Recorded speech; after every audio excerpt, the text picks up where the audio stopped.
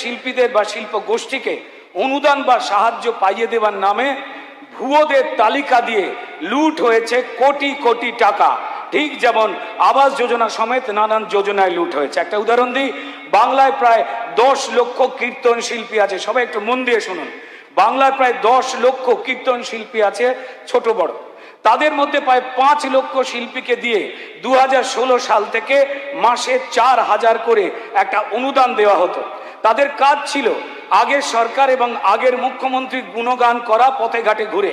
মজার কথা, এই 5 লাখের মধ্যে 2.5 লাখ শিল্পী ছিল ভুয়ো শিল্পী, এবং তারা ছিল এর আগে সরকারের তৃণমূল কর্মী। যারা শিল্পী নয় তারাও এই সরকারের টাকা খেয়েছে।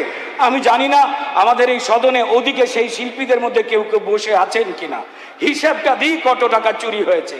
জলে গেছে 2.5 লাখ ইন্টু 1 মাসে যদি 4,000 করে হয়, তো তাহলে 10 কোটি টাকা মাসে, মানে 120 কোটি টাকা বছরে।